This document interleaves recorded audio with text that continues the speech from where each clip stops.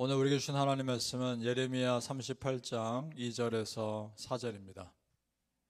구약성경 예레미야 38장 2절에서 4절까지입니다. 우리 함께 같이 읽겠습니다. 2절부터 4절 시작. 여호와께서 이와 같이 말씀하시되 이 성에 머무는 자는 칼과 기근과 전염병에 죽으리라. 그러나 갈대아인에게 항복하는 자는 살리니 그는 노량물을 얻음같이 자기의 목숨을 건지리라. 여호와께서 이와 같이 말씀하시니라. 이 성이 반드시 바벨론의 왕의 군대의 손에 넘어가리니 그가 차지하리라 하셨다 하는지라.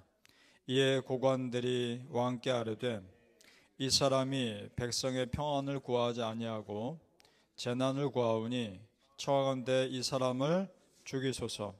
그가 이같이 말하여 이 성의 남은 군사의 손과 모든 백성의 손을 약하게 하나이다. 아멘. 오늘 새벽에 예배하신 하나님의 은혜가 우리 성도님들께 함께 하시기를 예수님 이름으로 축복합니다. 아멘. 자, 오늘 말씀에 보면 시드기야 왕이 몇몇 힘있는 신하들의 말에 꼼짝 못하고 예레미야를 그들의 손에 넘겨주는 내용이 나옵니다. 예레미야 메시지는 한결같았습니다. 바벨론에 항복해야 된다. 그렇지 않으면 칼과 기근과 전염병에 죽을 것이다. 똑같습니다. 그런데 이 메시지가 바벨론에 맞서 싸우려는 유대인들의 입장에서는 어떻겠습니까? 참 힘 빠지는 메시지 아니겠습니까? 자, 그런데 그들은 이 메시지가 예레미야 한 사람의 말이 아니라 하나님의 말씀이라는 것을 받아들였어야 했습니다. 그걸 믿지 않기 때문에 예레미야 한 사람만 죽이면 된다고 생각했던 거죠.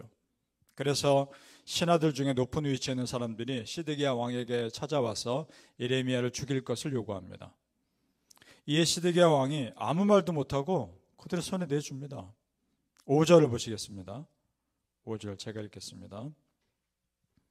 시드기야 왕이 이르되 보라 그가 너희 손 안에 있느니라. 왕은 조금도 너희를 거스를 수 없느니라 하는지라. 무슨 말입니까? 나는 너희들 막 꼼짝없이 들을 수밖에 없다. 이 말 아닙니까?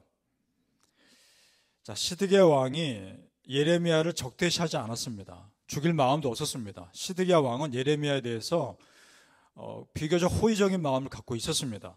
그런데 지금 신하들의 요구에 꼼짝 못하고 죽음의 자리에 내어놓습니다. 그만큼 그 왕이 지지 기반이 약했다는 겁니다. 왜냐?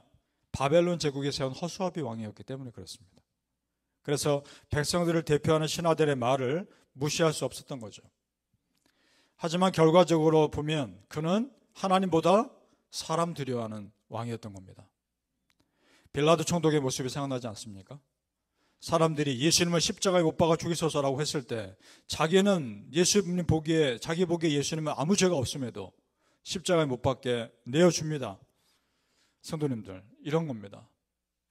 사람들의 요구사항이 내 양심에 반대될 때, 사람들의 요구사항이 더욱이 내 신앙 양심에 충돌할 때는 거부할 수 있는 용기가 있으시길 바랍니다. 그래서 여러분 믿음 지키십시오. 당장 사람들에게 좋은 평가 받는 것보다 지금 당장은 아니어도 나중에 하나님으로부터 좋은 평가 받기를 소망하시기 바랍니다. 그렇다고 세상과 담쌓고 살라는 말이 아니라 세상에서도 우리가 열심히 살아야 하지만 그것이 내 믿음과 충돌할 때가 있단 말입니다. 어떤 경우에는 그때 어떤 결정을 하는 것이 하나님 기쁘게 하실 것인가 신중하게 기도하면서 하나님 입장에서 결정하시라는 겁니다. 결국 시드기야 왕의 우유부단함 때문에 예레미야가 위기에 처하죠. 그들이 예레미야를 다시 구덩이에 던져놓습니다. 이대로 놔두면 예레미야 거기서 굶어 죽을지도 모릅니다. 자, 그때 또 뜻밖의 사람이 등장합니다. 우리 7절에서 9절을 우리 같이 읽어보죠. 예레미야 38장 7절에서 9절입니다. 시작. 왕궁 넷이 구수인 에벤멜렉이 그들이 예레미야를 구덩이에 던져 넣었음을 들으니라. 그때에 왕이 베냐민 문에 앉았더니 에벤멜렉이 왕궁에서 나와 왕께 아뢰어 이르되 내 주 왕이여 저 사람들이 선지자 예레미야에게 행한 모든 일은 악하니이다. 성중에 떡이 떨어졌거늘 그들이 그를 구덩이에 던져 넣었으니 그가 거기에서 굶어 죽으리이다 하니. 자, 보세요. 지금 이 사람이 구스인이라고 나옵니다. 구스 사람. 지금 에티오피아입니다. 에티오피아 사람이 어떻게 유대 땅에 와서 내시가 됐는지는 모르겠습니다. 그런데 유대인도 아닌 구스 사람이 예레미야 편을 듭니다. 예레미야도 전혀 생각하지 못했던 도움의 손길입니다. 여러분, 지금 누가 도우시는 겁니까? 하나님이 도우시는 겁니다.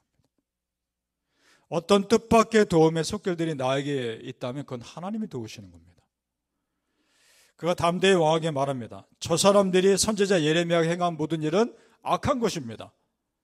지금 이것은 구스 사람의 입을 통해서 하나님이 시드기야 왕에게 얘기하고 있는 겁니다. 저 사람들의 행동은 악한 것이다. 지금 이 사람도 목숨 걸고 말하는 겁니다. 왜냐, 어찌됐든 이미 왕이 허락한 일 아닙니까? 그래서 이렇게 말하면 왕도 기분 나쁠 수도 있는 거 아닙니까? 목숨 걸고 얘기하는 거죠.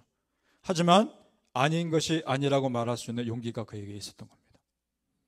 성도님들, 하나님은 뜻밖의 사람들을 쓰셔서 나를 도우실 수 있습니다. 믿습니까? 우리가 그런 것 경험하지 않으셨습니까? 전혀 예상 못했던 뜻밖의 사람들이 나를 도와주었던 일들 있지 않으셨어요? 그리고 전혀 일어날 것 같지 않았던 뜻밖의 일들이 일어나서 나에게 큰 도움이 됐던 일들도 있지 않습니까? 그런 일들이 있단 말입니다. 그런데 나에게는 뜻밖의 도움이지만 내 사정을 너무나 잘 아신 하나님이 그런 사람들과 그런 상황들을 예비하셨던 겁니다. 그리고 이제는 나도 누군가에게 하나님의 통로되어 뜻밖의 도움의 손길이 되어야 하지 않겠습니까? 바라기는 우리 성도님들, 내 사정 다 알고 계심을 믿으시고 나를 결코 어두운 상황 가운데 하나님이 내버려 두지 않을 것을 또한 믿으시기를 예수님의 이름으로 축복합니다. 아멘. 이 내시가 신하들이 잘못됐다고 말하자 시드기야 왕도 뜻밖의 명령을 내립니다. 뭐라고 하느냐? 자기에게 있는 사람들 데리고 가서 예레미야 꺼내라 라고 말합니다. 자, 10절 우리 같이 읽어보죠. 10절 말씀 시작. 왕이 구스 사람 에벤멜렉에게 명령하여 이르되 너는 여기서 30명을 데리고 가서 선지자 예레미야가 죽기 전에 그를 구덩이에서 끌어내라.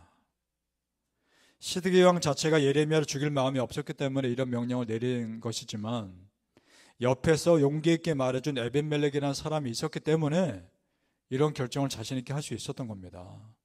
그러니까 성도님들, 신실한 한 사람이 어둠의 세력 막을 수 있는 겁니다. 믿습니까? 한 사람의 믿음이 그렇게 중요합니다. 한 사람의 믿음의 사람이 나라를 살릴 수도 있고요, 한 사람의 악한 사람이 나라를 무너뜨릴 수도 있는 겁니다. 한 사람이 그렇게 중요합니다. 그런 의미에서 우리 성도님들 한 분 한 분 너무나 소중합니다. 여러분 한 사람의 기도가 여러분의 가정을 살리고 교회를 살리고 나라를 살릴 수 있습니다. 믿습니까? 한 사람 믿음 결코 작지 않습니다. 세상을 바꿀 수 있습니다.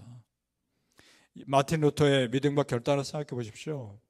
그 한 사람이 중세 카톨릭 교회에 맞서서 싸우고자 결단하며 믿음으로 반응했을 때 세상이 바뀌지 않습니까? 그러니까 한 사람의 믿음과 결단, 그가 꿈꾸는 세상이 중요한 겁니다. 여러분이 그 한 사람 되십시오. 우리 교회가 그 한 교회가 돼야 하는 겁니다. 성도님들, 이 내시 입장에서 한번 생각해 보죠. 그도 속으로 얼마나 주저했을까요? 이렇게 말해도 될까? 이렇게 말하면 왕이 기분 나빠하지 않을까? 내가 죽으면 어떡할까? 걱정 많이 했을 겁니다. 그럼에도 불의 앞에서 침묵할 수 없었습니다. 왜냐? 불의 앞에서 침묵한다는 것은 그 불의에 동조하는 것이니까. 하지만 그가 깨뜨린 침묵이 의로운 선지자 예레미야 한 사람을 살린 겁니다. 그 예레미야 한 사람의 삶으로 그 나라의 복음이 전파될 수 있었던 겁니다. 하나님의 메시지가.